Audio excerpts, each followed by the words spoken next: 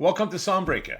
On today's episode, we're talking to Mark Batson and Chris Hanebutt, both partners out of California and award-winning composers and producers, and also they scoring. They do a lot of scoring, and they also behind the movie which currently playing on HBO, The Alabama Solution, amazing film, and also they behind the show musically on Starz network, Power Book Force, and to be on the lookout also for their new upcoming documentary on Netflix soon, which will be announced. Gentlemen, welcome to Soundbreaker, and let's get started. My name is Mark Batson. I'm originally from New York, Brooklyn, New York. Living now. Been a Brooklyn in the music house. producer. been, I've been a music producer, composer, pianist, songwriter for most of my adult life. I worked a lot with a lot of great artists like Dr. Dre, Eminem, 50 Cent, Dave Matthews Band, Alicia Keys, and lately have been embarking on a film scoring journey with my partner here, Chris Hanebutt. And we're here to talk about the Alabama Solution, which is a film we just scored for HBO, as well as Power Force, a television show that we score for 50 Cent. Amazing. This is amazing. No short of dropping names, I guess. Why Chris. not? My name is Chris Hanebutt. I'm a songwriter, producer, composer. I grew up in South Carolina, live in Los Angeles, and my background is mainly was a songwriter and a mixing engineer for many years, and then transferred over to writing songs for film and television, and then made the transition from that into scoring, and then partnered with Mark. I don't know, 4 or 5 years ago, I guess, with on Power during COVID, and then the rest is history. Now, that's my um, main point of attention now. Is doing as much scoring as possible. I guess, how did that partnership started? We both met in California, one from Brooklyn and one from Carolina. So We had a mutual friend named Salani who was a neighbor of mine years ago, who is also like an aspiring songwriter, and I met her just randomly. She heard some of the music that I was working on at the time, and was like, "Oh, you need to meet my friend Mark," and then took me over to Mark's house, and we met then, and then just kind of slowly developed a relationship through that. And I'd share music and email him and text him and bug him as much as possible, and then eventually I played him something that he liked enough and pulled me on to work on Anthony Hamilton's album. And so I mixed and played guitar on Anthony's album with him, and we finished that like in pretty much an entire album for delivery in a night. It was pretty insane. He sent the driver over to my studio in NoHo to pick up all my gear and just bring me over there, and then lock me in a room first. like for like 24 straight hours just in a room. It was I, and who was the other mixing engineer? Nico. He's awesome. He's a killer mixing engineer. Yeah, and that's it. So that's how we met, and then we just we worked on projects together over the years, and then the scoring opportunity came up, and then we jumped on it. you know how music is really unite people always from all walks of life. You guys like from two different states met there.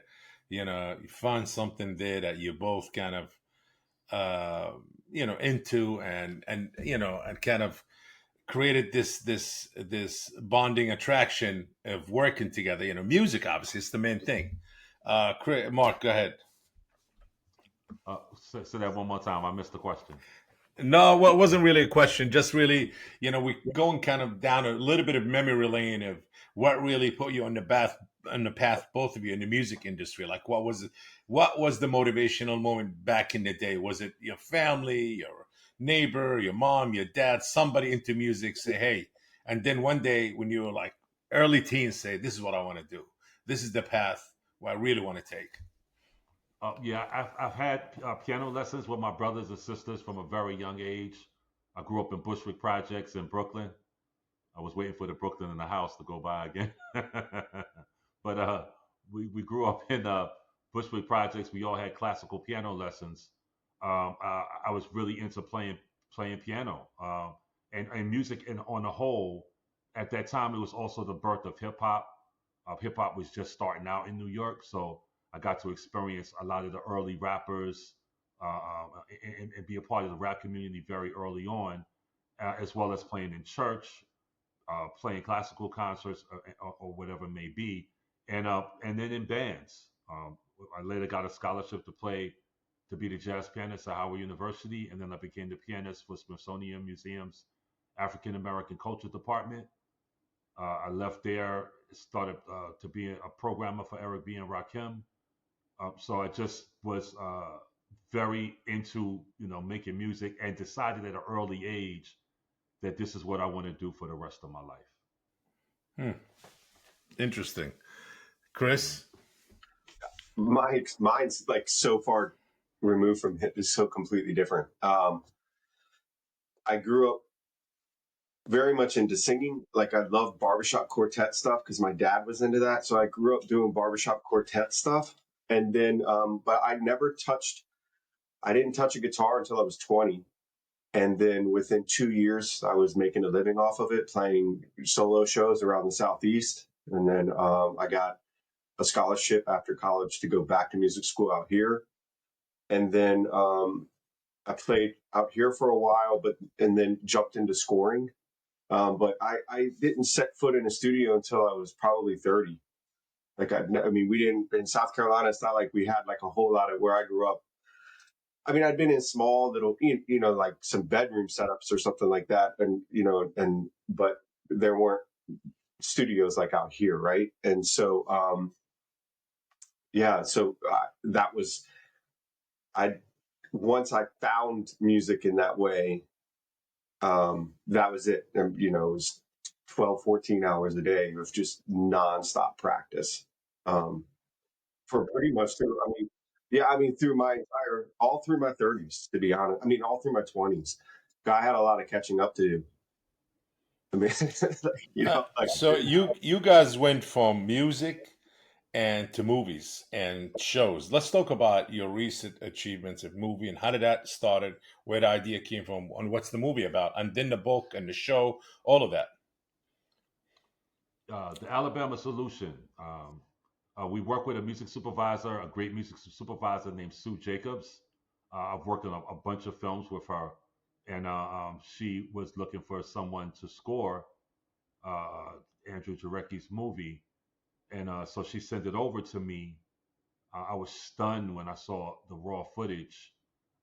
It's a film about some men who are incarcerated in Alabama, and the civil rights injustices that take place inside of these prisons that are over the top. So I immediately called Chris. We partner up on film scores. I asked him, did he want to join in and work on this with me? And he agreed.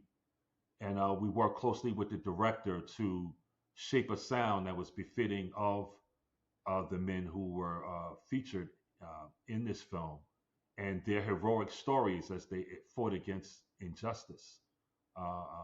It was an amazing experience.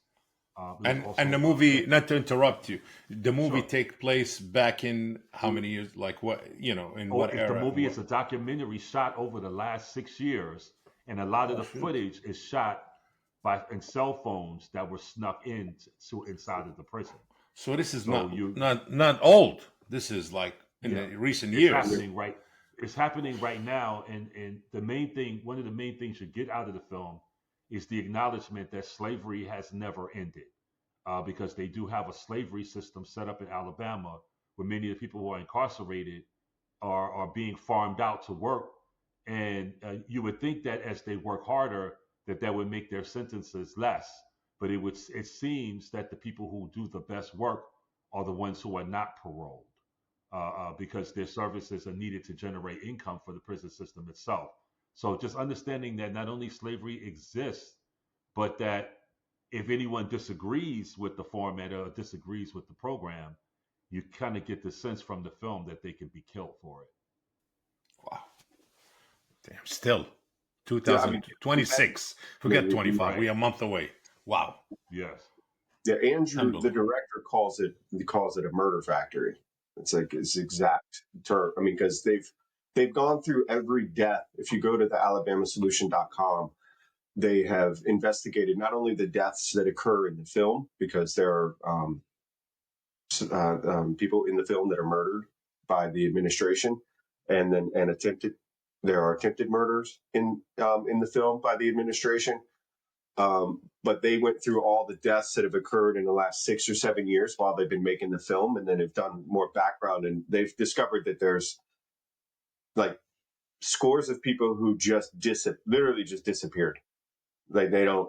There is nothing. They don't know what happened to them. They went in and they don't know, or they find that maybe the prison system says that a guy died from overdose, which is they have more overdoses in Alabama prisons than in any other prison system in America. And so they would say, well, this person overdosed. But then when they would get a hold of the actual coroner who's not attached to the prison system, they would say, oh, this guy's got a hole in his head. It's not an overdose, right? So there's a ton of that going on as well, where people are being murdered in prison, either by other inmates or by staff, and then it's just being swept under the rug. Wow. Wow. This is really, I want to see it actually. I want to see it. I It's really It's on a do. heavy. HBO. Interesting. And well, congratulations. That's an interesting project, to work on that really kind of moved you guys. And I'm sure it getting deeper inside, brought in a lot of emotions and passion to create this, especially scoring the music for such a thing. And what about the Power Book? A Uh, powerful force is oh, go ahead, Chris. You want to take this one? sure. Okay. So, Power Book 4 Force is a part of the Power franchise, which was started by 50 Cent and Courtney Kemp. This is there's lots of, it's kind of like it's more like, it's like Marvel. Like it just, like they just keep coming up with new iterations of it. And we've been really fortunate to be a part of the brand. It's the type of brand that, like, there's never a time that people aren't watching it, right? It's like somebody's watching Power sometime, somewhere in the world, always. So it's been great. It's action packed, like that. It's full on action. This final season of Force, especially. I mean, it's just like fight scene after fight scene after fight scene. It's a good time. I see the path now into content creation and creating and scoring for movies and shows and all of that. Is that kind of pivoted away from original production, working with major artists or independent artists and all of that, or focus more on movies, I on think shows? during the pandemic, the idea of everyone being in a room together creating songs faced the obvious series of challenges. A lot of people stopped for a minute being in studio rooms and creating. And I think during that time, we both got more into film and television production because we work from our homes, and oftentimes we're working on teams of people that we've never seen in person. We work, we'll work on the show, and myself and Chris, we see each other in LA. But when we're working, he's working in his space, I'm working in my space. We're sending files back and forth, and so it just became a different way to work. I think for myself, I'm gearing more back into what my original production ideas and schedules were. I start with Alicia Keys next week. I'm working on an album with Leanne Rhymes, the great country singer, and also another project with Black Thought. And we're working on all of those in 2026. So for me, it's just coming back around again to be in the studio with people in that capacity. But at the same time, this scoring, I personally have learned to love the process. As Chris knows, I wake up, about 3 or 4 o'clock in the morning, and then I have my first session, between 4 and 7 or 3 and 6, and nobody's working between 3 a.m. and 6 a.m.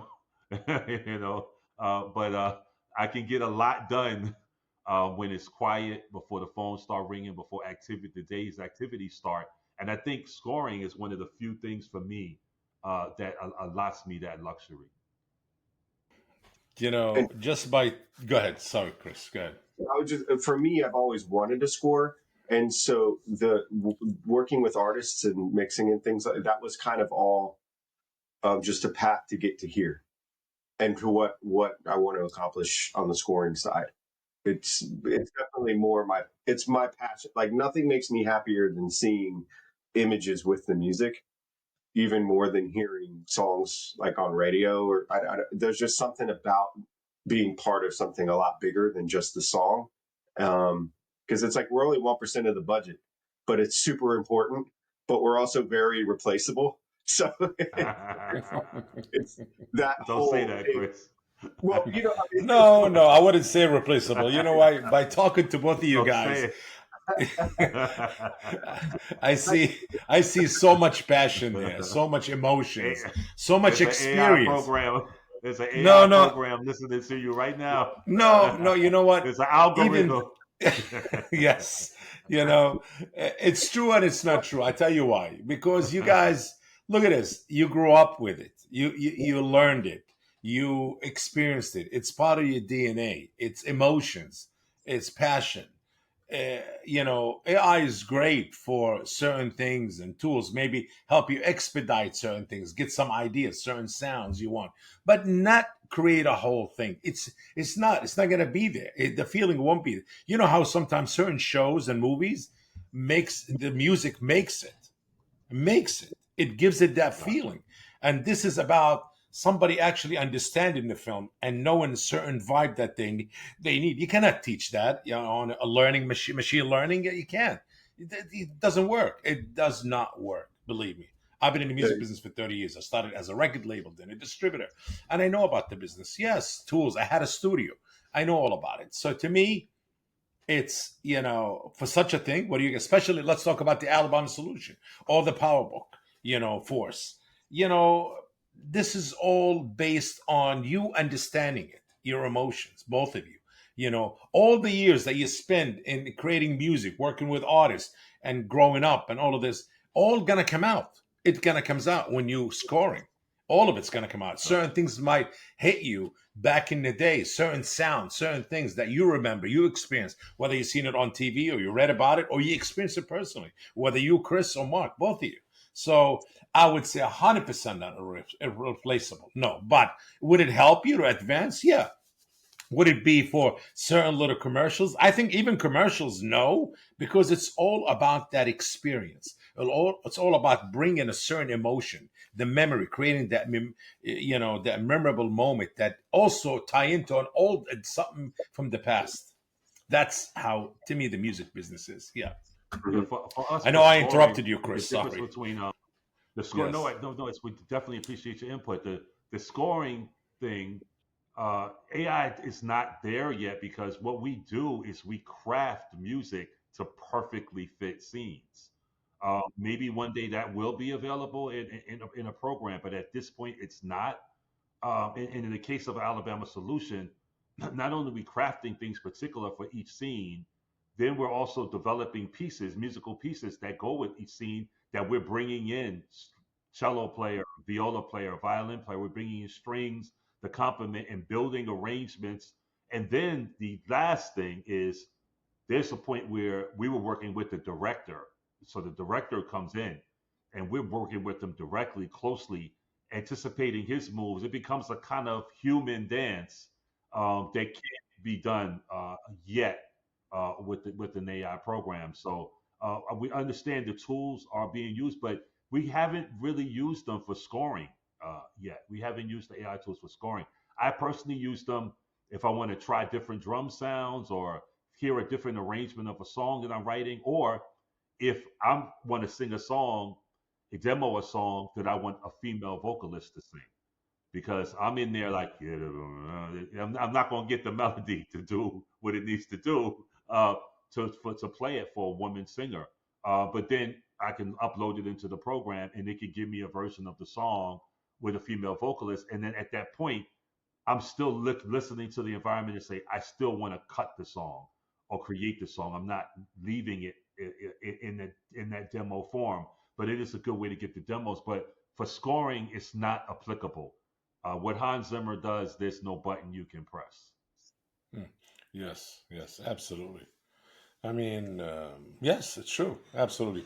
Um, what's your thoughts about what's happening in the music business right now? I know you guys focused a lot more on scoring and TV and film, but just general for two guys who've been in the business for a long time and who I'm work gonna with it touch on for a that a long time. bit before I pass it on to Chris because it's kind of unfortunate the way the financial structure works for musicians, songwriters, composers. When I first started in the business, we made songs for albums. So if it's a 12 song album, 13 song album, that album costs $12 or $13.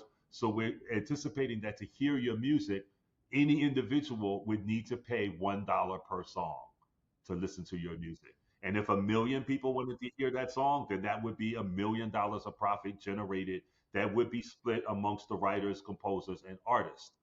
The streaming eliminated that. And for us from the past, we did sign deals that say, the master usage would be used by the company, but we did not anticipate streaming deals. So we never signed any deal to say now we should get paid 0.0005 cents per listen. I It's a think deal that no you artist. missed another 10 zeros there. Point up, yes. Right. For one Yes. listen. I mean, you got to Yeah. listen. You have to hear your song so many times to make one Yeah. penny when it used Yeah. to be $1 for a person to Yeah. have your song for repeat plays. So it's unfortunate because the arts and music and creativity is the heart and soul of the nation. And so to be able to create, a livelihood for all these artistic people over the past was ideal for American creativity on the whole. Cities in general have been built off of creative arts. Like one second it's a small town, then the small town builds a theater. They build, they have a live show. Musicians start to come, and then the town begins to thrive. America was built on this creative structure, and so we're looking forward to a day where the artists, the writers, can go back to being celebrated, appreciated financially. We do come from a history of composers being so important. We listen now, we listen to Beethoven, we listen to Bach, we listen to Brahms. We don't think generally about the singers who sang their music in those years. We think about the composers and how important they were to society and the cities that were built around the live performances of Chopin. So I'm all for artists being appreciated, and I think it's unfortunate that so many the musical financial structure has backed so many composers into a corner where corporate people are making more money off of the music than ever before. Yeah, that was a great answer. I, I'm on like the exactly same page as Sam. I mean, there needs to be a change in the pay structure for songwriters. They need to get a piece of the masters. With the vast majority of all the royalties going to the master holders, it makes songwriting where if you have a co-pub deal and then you're splitting the song with 15 other songwriters on the song or 9 other songwriters on the song, it's an impossible way to make a living. And songwriters need to either they need a piece of the master and they need to get some upfront money. And what the producers get paid upfront. If you're a hit songwriter, you should get. I mean, I know a lot of them do. I know Ryan Tedder and Max Martin and lots of guys. They do get paid upfront to go to a session, a lot. But that's such a tiny percentile of people. Not And a there's a common practice. It's not a yeah, common practice. No. and there's a Yeah, lot of unfortunately. people. I have friends that write monster hits, and it's hard for them still. It takes forever to get paid, and it's the state of the songwriting industry is it's pretty heartbreaking. Well, I say one thing that Mark said something about why it's corporate, makes more than that. But you know why? Because I love the music business. Been in it for 30 years. I wouldn't know what else to do besides being in the music business. And I realized that the music business, when it come to innovation, they invested heavily in creative innovation. But when it comes to tech innovation, zero. And what happened, it took that, it created a wall around the music business, and it made it where others able to take advantage of it and create the rules for it, the rules for payment, as you both mentioned, you know, about the payment structure for artists and creators and every that. Why? Because all of that been created from outside the music business by tech finance and private equity and PE and tech companies who saw an advantage, who saw something. It's like, we're gonna change the music business. We're gonna no more no more physical. You know what? We're gonna do something called streaming, download, then streaming, and we're going to pay this much. Yes, that's the only way to make money in the music business beside performance, unless if you have your own merchandise or you're a big artist, you're going to go touring. But if you're not, you're going to be doomed. You're going to be doomed. Yeah. And that's it. There's no chance for you to make it. If you're an independent label or an independent distributor and you try to help artists, you really want to empower and help and contribute, all of that, it's not possible. So You're I think limited. Why? Because of that. Because nobody, all of this money floating in the music business. Sorry, Chris. Hold no, that thought. And all of this money floating around. Nobody said, you know what? I'm gonna put a big. I'm gonna rent a space and just put a bunch of young people who know how to code, who love music, who know how to play video games, and let them create. And then we're gonna set the payment structure. Let's create the technology. How can we generate revenue for artists? How we need to control it. We're in the business. So I've been looking at it and I said, this is impossible. This is crazy. I'm like, I need to figure something out myself. I love technology.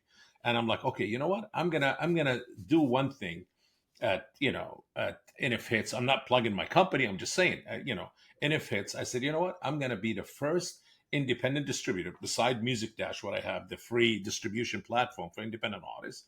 We don't charge any money, not even credit card or nothing. I said, I'm going to be the first one who actually take the music business, the whole thing, writers, securing writer shares and everybody into the blockchain. I know the blockchain never really flourished. Back in the day was only, it's about NFTs and that didn't really go anywhere. But now fractional ownership, securing royalties, securing metadata, and it all comes down to metadata on the blockchain and actually creating distribution outlet onto the blockchain. We the first one actually be doing that. And I think the blockchain going to help a lot to give artists more control, more Definitely. transparency, yes, and more securing their rights, royalties, and all of that. And fractional ownership is going to be huge and massive. Why independent artists and mid artists and major artists should not have a piece of that? They should have control. They should have the fans participating and ownership and contributing and creating all these tokens and monetizing and tokenizing their product. It should be. And that's the future right there. I see it. And we're the first actually distributor doing that right now. mhm. Gotcha. Yeah, yeah. Yeah, I'd like to hear more about that. Again, Absolutely, I man. knew artists. Absolutely. So I want to hear more about that, Bob. So let's stay in contact on that. I remember there was a time when I knew artists that they sold 10,000 to 15,000 albums of their projects in a year, and they made an album a year and had a nice apartment and lived nice. I think where streaming really took the biggest hit is it took the biggest hit with the smaller independent artists, the jazz artists. It just wiped out their ability to make a living off of their product and to promote themselves in that way. It just wiped that whole thing out. So I'm looking forward to artists who do some creative music being able to use Web3 to build a financial system outside of Spotify, which is the worst, Apple Music, or any of those places that they can be able to build their careers outside of that network. And I'm looking forward to the first major artists making that move. I'm Well, looking just forward wait to and see. a You're looking at it. trademark. NFHits coming in into the blockchain, which is Web3, the first distributor for the Yeah, music industry, the first distributor actually empowering and on the side of music writers, music composers, and artists and creators. The right. first. Yeah, absolutely. Chris, sorry. Oh no, I already forgot what I was going to say. it was mainly about to see how the industry. I mean, they really missed the opportunity with streaming early on by kicking and screaming too long. And by the time they came around to realizing that it was here to stay, it was too late. And then I guess the thing is now they're moving faster to make these deals with AI. But is it still equally as slow just because it moves so much faster now? Right? Does that make like it's exponentially faster everything now? So it's like, let's say it was 3 years then, a year now, or 4 years then, a year now is the same amount of time when it comes to development. Or I mean, it's even quicker development than that. I mean, geez, like what we've seen in music in just in the year or in 6 months, what Udio and Suno are doing. I mean, it seems like every 2-3 weeks it's something. Did you see Something that new. Universal and Udio merged, Yes, Yes. and yeah. they're And Warner basically and Warner. creating it into a streaming platform. So because now we're finding that people are going on to AI services who don't write music, they're creating their own songs and playlists, and then that is becoming their music they're listening to. So the first step now is with Universal is to say, okay, with Udio, we have to stop the downloads. So they're stopping all downloads. So now, if you create something, you have to listen to it on their service, and you don't own it. And I think the genius of the streaming companies who came up with this idea that you don't own anything. I talk to my friends all the time. It's like with Apple, I mean, it's almost extortion because if you don't pay that $9.99, they're gonna take your memories. You know what I'm saying? All your pictures are gone. Your memories are gone. Your music is gone. Everything is taken away if you don't pay that monthly fee. It's a vig. To some extent, and they have you locked into it, and they're working next to lock the AI music into that as well. And audio is the first, so I'm assuming it's a matter of time before one of the big three or all of the big three buy or merge with Suno as well and stop all downloads, or the downloads would be an exorbitant fee to download, but everything else after that will be streamed. You think with Suno even for stems, like even in the way that the tool aspect of Suno, you really that you see that happening there? Because I mean, it it's going to go down to me like what went down with Pro Tools. Like, okay, anything that you use that uses that software in any capacity, you have to pay a monthly fee for, and you'll be locked into that. Now whether you'll be able to download it, or I think that will be another fee to be able to truly download or buy a license from them. But mainly their goal is to lock everybody into subscriptions. And we're seeing now that what we're seeing with Udio and Suno was possibly a form of, let's get people addicted to this program. And again, I remember my iTunes. When they first had iTunes, did you download your songs? You downloaded your songs, and it was the appearance that you owned the song. And then one day they just said, okay, nobody owns any songs anymore, or your songs wouldn't play inside of the Apple Music program. And then you remember one day they just said, okay, iTunes is dead. No more iTunes in the traditional capacity. Everything's going over to Apple Music so that they can lock you into that subscription, because you got to look at it like the average listener, who enjoys their records in the past bought in between 5 to 7 albums per year. So once you start get locked into a subscription at $10, you're literally now everybody is a music connoisseur buying 12 albums a year, from one company, and then they could decide from that 12 album a profit that has no physical aspect to it. They didn't have to sell print CDs, and they're making more money than ever before and paying the artists much less than ever before. So streaming and subscription is, yeah. Say again, Chris. breakage off, right? I mean, like there's like a Right. 20% breakage off the top because of old LPs. That like, okay, Yeah, it's unfortunate that, but again, we're entering into a new territory, like Bob is Yes. discussing, with being able to find outside ways. I'm looking for every artist to have their own app. They have these programs now, even with ChatGPT, combined with some other programs that you can literally tell the app, you could tell the program, I want you to make me an app that does this. And I'm looking forward to the day that every artist has their own app. They have their own app. They sell on their app. They sell their music. They sell their NFTs. I think Vic Mensa is doing something like that right now. The rapper Vic Mensa. I just bought his album. It was independent. It's not on any streaming services. Again, these albums are not as popular because the streaming services have access to so many listeners that if you want to be popular, it's the way to go. But because the music is so disposable, you have artists that are like streaming these huge numbers who can't fill a club with 300 people in it. You know what I mean? Because the person is getting their viral song and then they're letting it go. I saw another study where they said that TikTok is now 84% of the songs on the Billboard 100 are breaking on TikTok first. So that kind of identifies the types of songs, the nature of the songs that people are digesting, and how quick and how fast they come and go. And look what it's done to hip hop. Yeah. Say again. I mean, look what's happened to hip hop because of that, right? I mean, like no charts, nobody charting in the top 50. I Right? think hip hop was when we were born with hip hop. This is an art form that was based on incredible talents and incredible creativity. It was at one point we had Run DMC who were talented, but then there was one day Rakim came out and everybody said, "Whoa, like what is that? It's an incredible talent that Rakim had." And then from Rakim, you get all these other extremely talented rappers. You get the Jay-Z's, you get your Nas's. They're lyrical geniuses.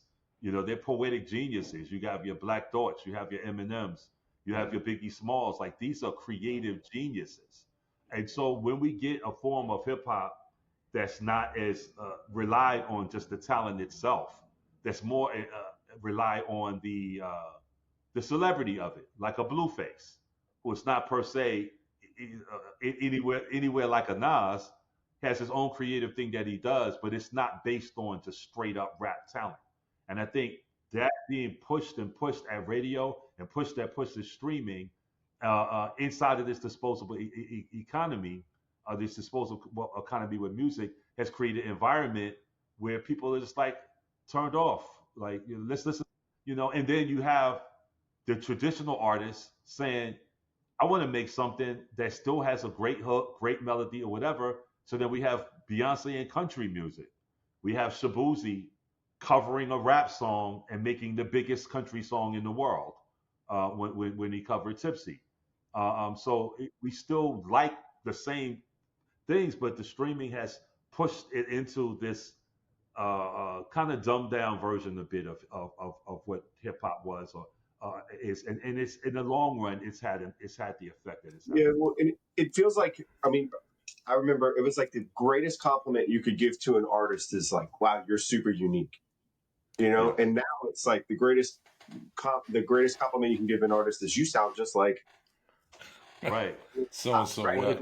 the greatest compliment you could give to an artist is look how many streams you have. Look how many followers you have. Those are Yeah. bigger comments. It's Look almost how viral you are. Those are becoming a better yeah. comments than look how talented. I think streaming gonna change. I think at a point right now where it's been around since the 2000s. So we 25. So the digital era of download and streaming, it's been around for 25 years.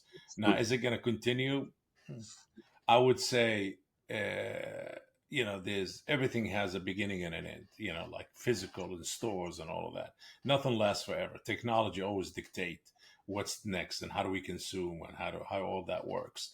I would say the next thing, on TikTok when it started in 2018 or 17, when it bought Musically, which was already at 250 million, subscriber or users, I should say, for free, and and they saw the opportunity, and because it did something, they call it user experience, which the music business really never paid attention to that, and that's why the streaming services, it's in trouble right now. They're losing money. Nobody's making money. Everybody's complaining because of that, the user experience. And that's why TikTok created something with the help of obviously Musically initiated all of that, where they said, hey, we need to focus on user experience and we need to bring something called social.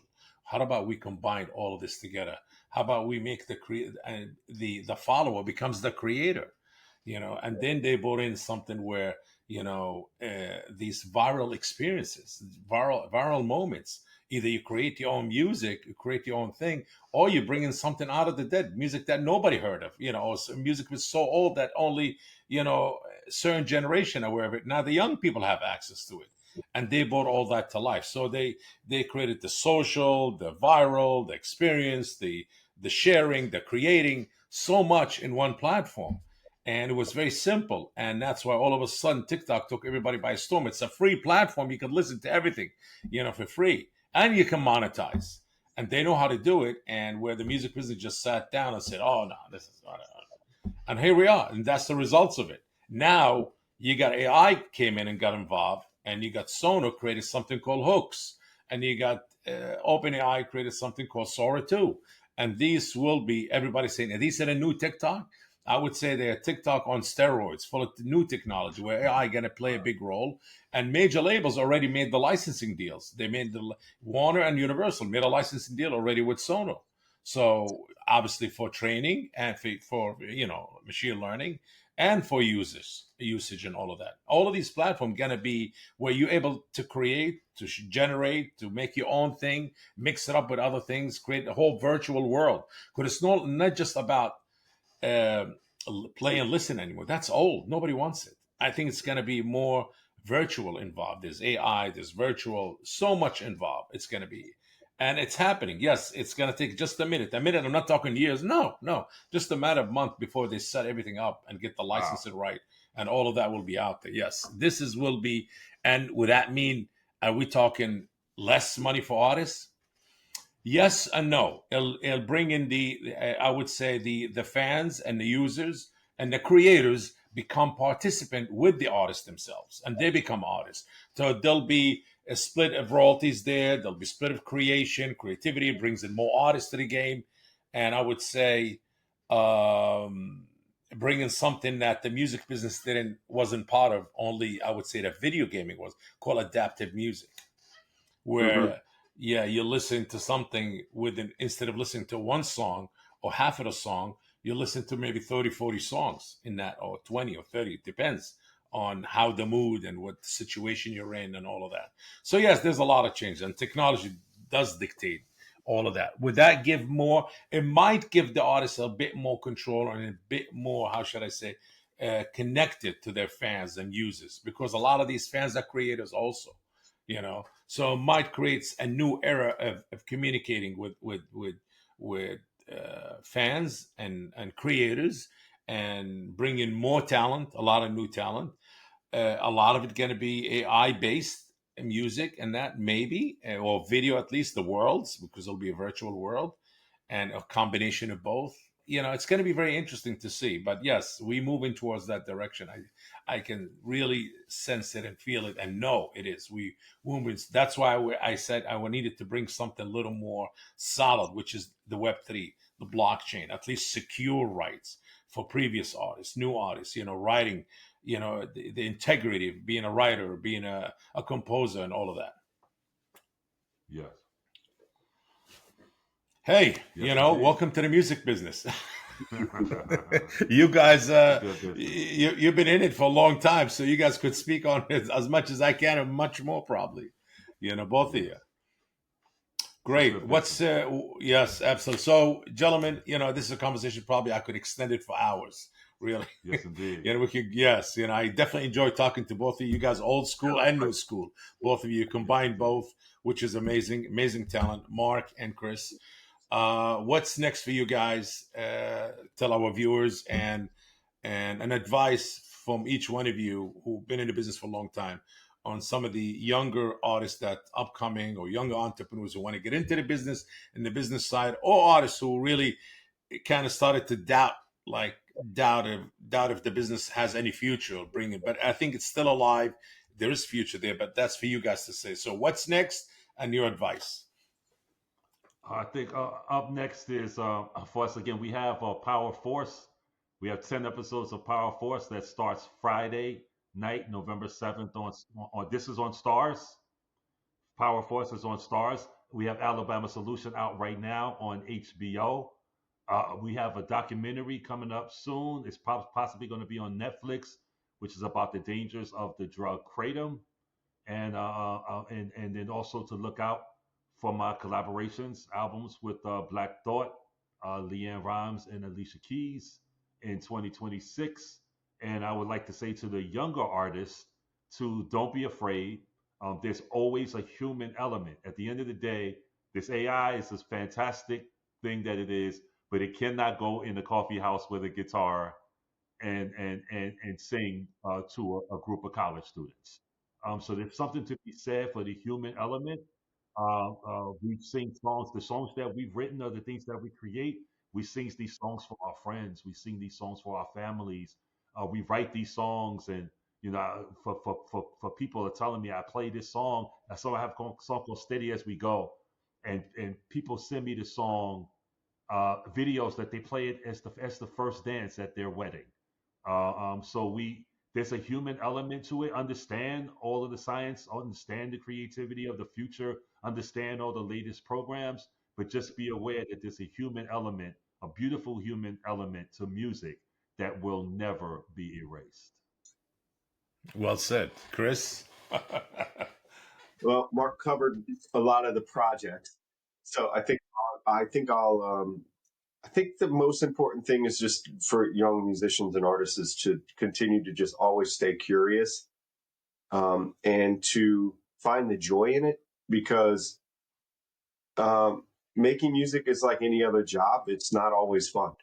And a lot of times you get into it because you think that's what it feels like. It just feels like it's fun. And it's like any other job. So it's like you have to stay consistent, and it's important to diversify in as many ways as you possibly can. So it's like, if you're a singer, know how a microphone works.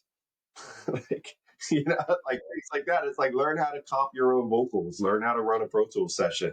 If all of those things that go, it's like the more self sufficient you are in the industry, the better off you are. So that you're always an asset in every room. So it's like, you might not be the best singer in the room, but you know how to comp vocals better than, or you might not be the best engineer in the room, but you might be the best songwriter in the room. Right. And so it's like learning as many different things as you possibly can so that you can fit in any keyhole. That to go back to being irreplaceable, that makes you irreplaceable. Well said, gentlemen. Well said. Well said. I have to say, I definitely enjoyed it. Extremely insightful and fun. Gentlemen, you active. I think we need to continue this, to be continued. There's a lot happening. As Chris said, everything is moving so fast these days. Success not based on years anymore. It's based between 3 to 6 months. The things that are moving extremely fast in the tech world, and where the music business going, and we should be definitely advocating for empowering people like yourself, because you guys bring the joy and the emotion and fun to the music business, because you guys are the music business. Without great writers, great composers, and amazing talented voices, we wouldn't have any record labels. We wouldn't have anything. So music is part of our entertainment. You cannot walk into a hair salon, a mall, a bar, a restaurant, a game. You cannot walk without music. So music is part of our life. It's important. So we should embrace it and empower it and really show more respect to it and get everybody paid the right way. And hey, I'm on it. I'm definitely contributing that with the blockchain at NFHits and Music Dash for 100% for sure. And we're going to connect and talk about that more. Gentlemen, it was definitely a pleasure having you both on Soundbreaker. And for our listeners, make sure to follow us on socials. Stay tuned for our new episodes. Gentlemen, again, it's a pleasure. If you enjoyed today's episode, make sure to share the Soundbreaker podcast. And if you are joining us on YouTube, please like this video and subscribe to the channel. Until next time.